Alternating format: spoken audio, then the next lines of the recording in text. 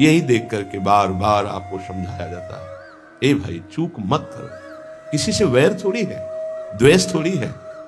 कोई संत यदि आपसे बात करता है तो आपके ऊपर कृपा नहीं, क्यों बात करेगा? क्या लेना है? आपको लगता है हमारे द्वारा कुछ चलता है, हम कुछ हैं?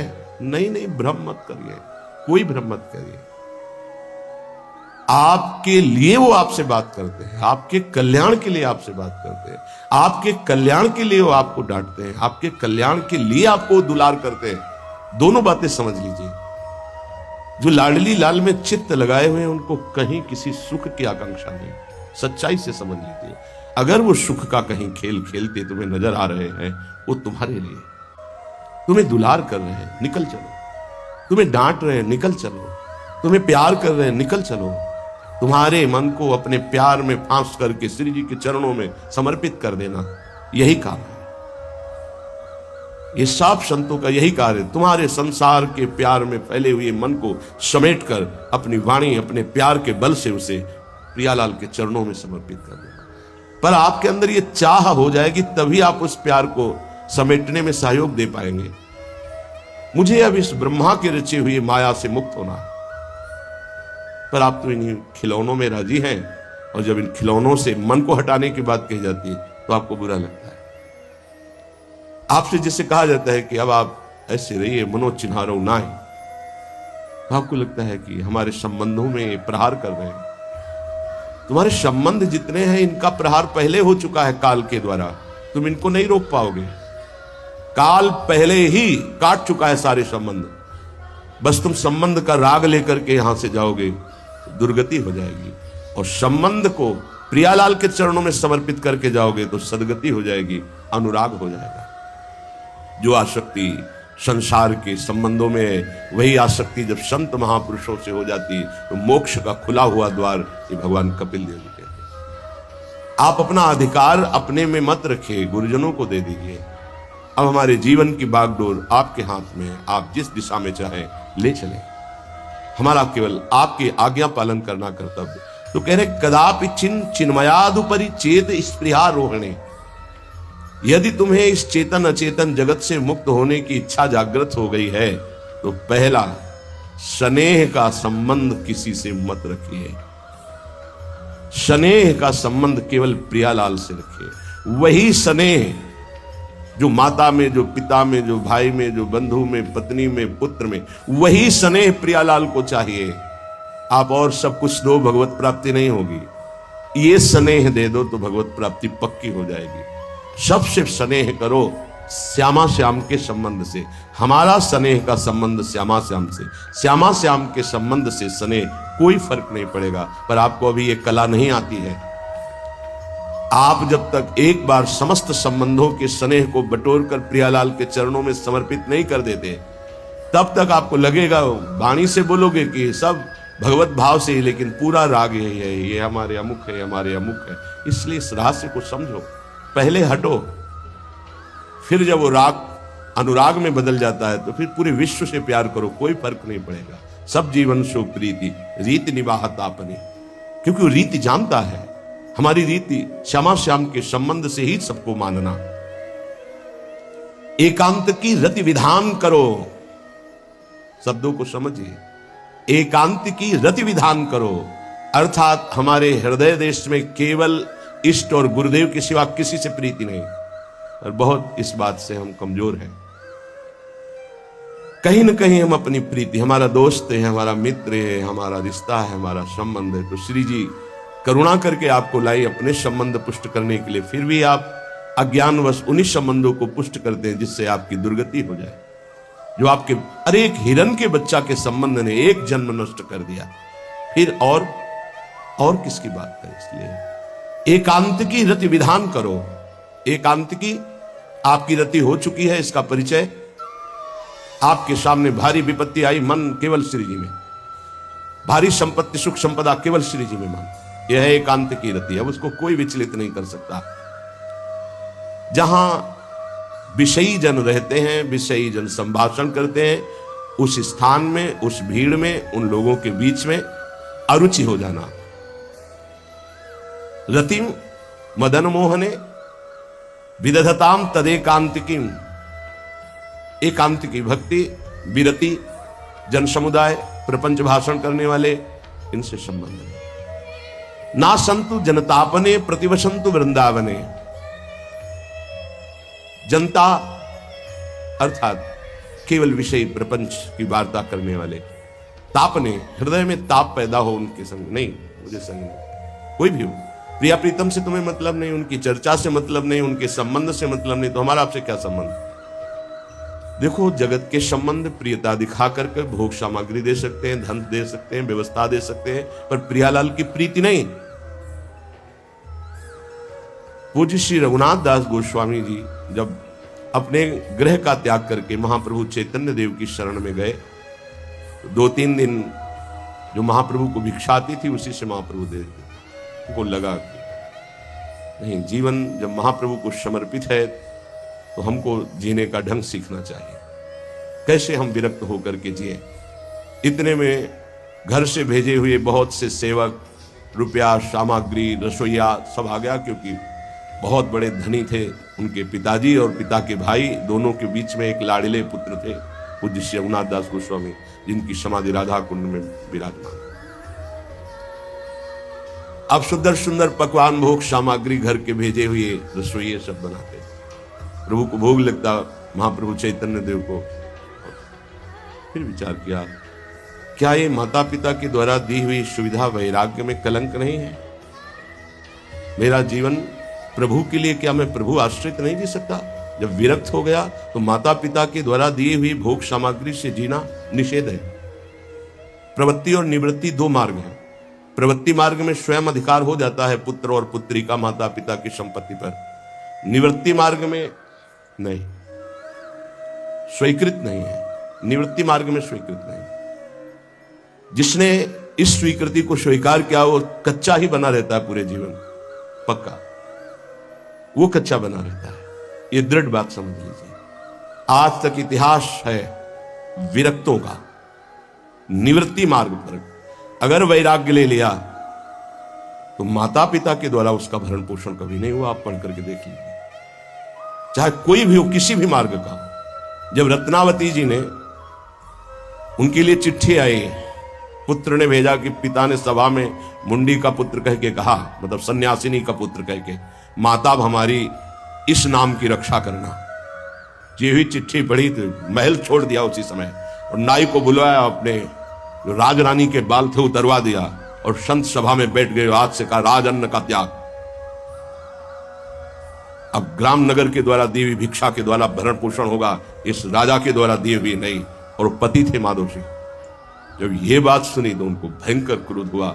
मेरे सामने मेरी पत्नी, मेरा इस तरह का अपमान, मारने का प्रयास किया, निष्फल है। अंततो गत्वा, चरणों में हाथ रख के माथा रखा है, पढ़ के चरित्र देख लेना। नहीं इनके महल में रहूंगी, नहीं इनका भोजन पाऊंगी। विरक्त होकर के माता पिता के द्वारा भरण पोषण होना, एक बार एक भिक्षा के लिए तो अनुमति है। अगर विरक्त हो गया है, एक भिक्षा अगर माता पिता करा दे तो वो स्वीकृत है, इसके अलावा नहीं। आप चरित्रों को पढ़ के देख, सिद्धांत से नहीं चलोगे तो 4 दिन बाद फिर उसी में आ जाओगे। जब हम विरक्त हो गए, पूरे विश्व का भरण पोषण प्रभु करते, तो मेरा नहीं करेंगे क्या? आज अगर कोई जुड़ा है तो वैराग्य और भगवत प्राप्ति के लिए जुड़ा है। हमारा संबंध संसारिक नहीं, भागवतिक। जिस मार्ग में हम हैं उस मार्ग में। रघुनाथ दास गोस्वामी को 2-4 दिन हुए, फिर अंदर आग लग गई। नहीं, पिता के द्वारा दिए हुए वैभव को नहीं भोगना, वापस। अब कैसे जिए? जहां सिंहपौर पर जगन्नाथ जी के सब भिक्षुक खड़े होते थे, उन्हीं के बीच में खड़े हो गए। अब जो बांटते हैं तो उनका स्वभाव है लेने वालों का दौड़ दौड़ कर आगे लेना। कभी कभी मिलता, उनको शांत खड़े रहते तो पा लेते, नहीं मिलता प्रसाद तो भूखे रह जाते। फिर विचार किया, इसमें खड़े होकर के भी एक वृत्ति बनी रहती कि आने वाला देगा, ये भी ठीक नहीं। एक जगह अन्न क्षेत्र में अन्न बंटता था, वहां से जाके लाने लगे। फिर विचार किया, विवेक धैर्य नहीं लेने देता। यार हम यहाँ कोई सेवा तो करते नहीं, क्योंकि भरपेट अन्न पाने का जिस क्षेत्र में अधिकार है तो वहां सेवा करना जरूरी। चाहे पोछा लगा दो, चाहे पत्तल फेंक दो, कोई सेवा वहां करनी चाहिए, तभी आपका वैराग्य सुरक्षित रहेगा, नहीं तो फिर ठीक नहीं है। वहां अन्य क्षेत्र में भी छोड़ दिया भोजन। आप कैसे जिए? तो रात्रि में जो महाप्रसाद गाय को डाल दिया जाता था। गाय भी छक के जब नहीं पाती थी तो वो रात्रि के 10-11 बजे निकलते और वो महाप्रसाद जो पड़ा रहता उसको उठा के लाते, जल से धोते, सड़े सड़े निकाल के चावल, फिर उसे पाते। महाप्रभु ने पूछा, गोविंद दास सेवा में रहते, गोविंद ये रघु अब क्या पाता है? बोले प्रभु बहुत वैराग्य से है। बताया तो उनका, अच्छा ऐसा अमृत अकेले अकेले पाता है, हमको कभी निमंत्रण नहीं दिया, अब हम चुपके से छीन के पाएंगे। महाप्रभु चले रात्रि के ऊपर, जब वो कटोरे पे इतने से चावल सही निकाल कर पारने में लगे थे, पीछे से महाप्रभु गए से लिया। अरे प्रभु आपने, उनका इतना स्वादिष्ट अमृत पाता है और मेरे को कभी निमंत्रण नहीं दिया। निहाल उनके लिए आया, सोवत हु रसना रटे राधा कृष्ण सुनाम। वो जब सोते थे तो उनकी जबान से राधा कृष्ण राधा कृष्ण राधा कृष्ण। ये इस मार्ग के पथिक, निवृत्ति मार्ग और प्रवृत्ति मार्ग में अंतर है, आप लोग इस बात को समझें। निवृत्ति मार्ग श्री जी के भरोसे का है, आप विश्वास कीजिए। जब इष्ट के भरोसे में है तो जिनकी पलक झपकते अनंत ब्रह्मांड रचना हो जाती है, उनके लिए कोई ये बड़ी बात हो गई क्या? ये कोई बड़ी बात है उनके लिए? हम उनका भरोसा त्याग करके निवृत्ति मार्ग के होकर के और परिवार के द्वारा भरण पोषण हमारा हो, भाई ये तो नहीं समझ में आता। भरोसो दृढ़ इन चरणन के। निवृत्ति मार्ग तो निवृत्ति मार्ग, प्रवृत्ति मार्ग तो प्रवृत्ति मार्ग। प्रवृत्ति निवृत्ति, निवृत्ति में प्रवृत्ति बहुत समझकर संभल कर चलना पड़ेगा। जो मार्ग भगवान ने बनाया उसके अनुसार। तो कह रहे न संतु जनता, तुम्हारा व्यवहार जनता से नहीं होना चाहिए। व्यवहार शून्य व्यवहार है, ध्यान रखना। दसियों हजार लोगों के दर्शन होते हैं, एक का भी परिचय नहीं है। हजारों लोगों से संभाषण है, एक भी हमारा मित्र नहीं है। ये हमारा है, तुम लोग इसके साक्षी हो। ये हमारा बंदा है, एक भी नहीं है। साफ श्री जी के हो, श्री जी से संबंध है। मैं सिर्फ एक नौकर हूं, श्री जी की बात आपको बता देता हूं, आपकी बात श्री जी को बता देता हूं। हमारे श्री जी इसके सिवा कोई नहीं। एकांत की रति, जनता से संबंध रहित, श्री जी के संबंध से सब जीवन सो प्रीति। श्री वृंदावन में वह चिदानंद रस को प्राप्त होता है। यह है रहने। वृंदावन इह विधि बसे, तज के सब अभिमान, तृणते नीचो आपको जाने सोई जान। ये समझ जाओ किस बात का आश्रय लिए हो। जिनको ब्रह्मांड रचने में सेकेंड नहीं लगाए, वो हमारी प्रियाजू के अधीन है। हमको कुछ अपनी व्यवस्था के विषय में सोचना, मानो शरणागति के विषय में आपको अविश्वास, कलंक है ये बात। हे बिल्कुल भरोसे पे हो जाओ, फिर सामने देखो क्या होता है। बिल्कुल भरोसे पे हो जाओ। गुरुजनों ने कभी भी अन्य आश्रय नहीं होने दिया, कभी भी अन्य जगह जगह बचाते। वो जानते हैं कि अन्य आश्रय, धन का आश्रय, वस्तु का आश्रय, व्यक्ति का आश्रय, ये तुमसे सच्ची बताते हैं। गुरुजनों की कुछ बातें बाद में समझ में आती, पहले समझ में नहीं आती। केवल श्री जी का भरोसा रखो, जिसने आज दिया है वही कल देगा। जब गुरु जी को कोई कहता कि कभी काम में आ जाएगी ये वस्तु, रख लो, तो बोले इसी को मिटाने के लिए बाबा दी हुए हैं। जब कभी काम में आनी होगी तो तुरंत श्री जी भेजेंगे, हम इसको पहले से क्यों रखें। ये हमें चाहिए कि केवल श्री जी का आश्रय लेकर वृंदावन वास हो। देखना कितना आनंदित रहोगे। फिर रोना आता है, तुम्हारे आंसू फिर निकलेंगे।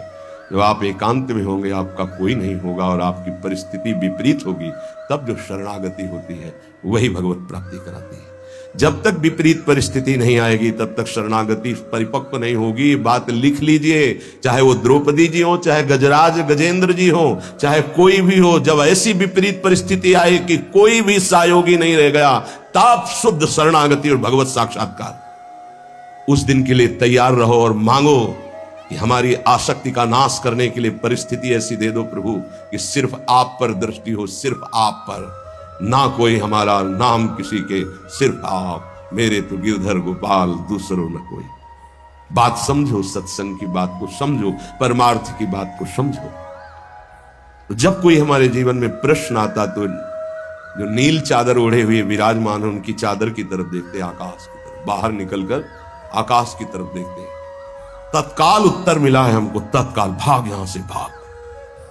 झोला टांगा, रात्रि में भागे, जब भागे तब रात्रि में भागे, भागो भागो भागो, भागते भागते अब पायो परम विश्राम। अब वृंदावन, श्री वृंदावन विश्राम, सब शोहित निष्काम मत, श्री वृंदावन विश्राम। हे भागते रहो, संबंधों से भागते रहो, आश्रयों से भागते रहो। एक आश्रय केवल हरि गुरु का, बस एक विश्राम स्थल। जैसे आप रखो, जैसे आप रखो, हम उसी में राजी हैं। समस्त प्राणियों को वृंदावन के नमस्कार बुद्धि से देखो। देखो यहां की रहनी, वृंदावनी विधि वसे तज के सब अभिमान, तृणते नीचो आपको जाने सोई जान। तृण से नीच अपने को जो जानता है सबको नमस्कार करेगा। और सच्चाई में देखो तो ऐसा ही है, कुछ नहीं, कोरा अहंकार केवल है। क्या है हमारे अंदर? कुछ नहीं। अगर गुरु कृपा न हो, प्रियालाल की कृपा न हो, तो कुछ नहीं। हाथ उठा के कहते हैं, कोई बल नहीं। बल है तो वो है, नहीं तो वो नहीं, तो कुछ बल नहीं। क्या बल है? आप देखो, अंदर से देख लो बैठ के, तुम्हारे अंदर क्या बल है। फिसल कर गड्ढे में गिरने का तो बल है, लेकिन गड्ढे से निकलने का बल तो नहीं है। फिसलने में क्या बल? फिसल कर गिरने का तो है, लेकिन गिर के संभलने का बल, ये केवल गुरु का बल है, ये केवल इष्ट का बल है। इसलिए श्री धाम वृंदावन का आश्रय और वास स्वीकार करो। सबसे छोटा अपने को समझो, समस्त प्राणियों को नमस्कार करो। क्यों? क्योंकि कहीं कोई वृंदावन में किसी का अपराध न बन जाए। नमंतु ननु जंतु कानिह नमंतु रस्तु क्वचित। कहीं ऐसा ना हो जाए यहां किसी भी जंतु का, किसी भी जीव का, किसी भी शरीरधारी का अपराध न बन जाए। अगर वृंदावन में कोई अपराध ना बनने पावे और सबको हम नमस्कार करके रहें और श्री जी का केवल भरोसा रहे, तो आप चमत्कार देख लेंगे। अध्यात्म आपके अंदर प्रकाशित हो जाएगा। जैसे जैसे अध्यात्म प्रकाशित होता है, वैसे वैसे शांत होता चला जाता है, मन शांत होता चला जाता है, कोई वासना हृदय में नहीं आती। पूज्यपाद श्री उड़िया बाबा जी महाराज से प्रश्न किया, पीछे वर्णन किया गया था कि बड़े बड़े महापुरुषों की ये लोग निंदा क्यों करने लगते हैं, क्यों द्वेष करने लगते हैं? वो तो किसी से द्वेष नहीं करते। जितने महापुरुष हुए उनकी निंदा हुई है, वर्तमान में जितने हैं तो आप देख लो, सैकड़ों अगर नमस्कार करने वाले तो कुछ निंदक आपको मिलेंगे। ऐसा क्यों होता है? क्योंकि संत तो किसी से द्वेष नहीं करते, द्रोह तो उनके हृदय में होता नहीं। अद्वेष्टा सर्वभूतानाम। फिर ये क्यों होता है? निंदा क्यों कहते हैं? तो कहते भगवान की दो शक्तियां हैं, एक है माया और एक है प्रेम भक्ति। जो प्रेम भक्ति से विमुख, उनके हृदय में माया शक्ति का प्रभाव रहता है। यद्यपि उनका द्वेष भी इसी से होता है। उनकी महानता देख करके वो वहां चल तो सकते नहीं, तो उनका द्वेष बन जाता है।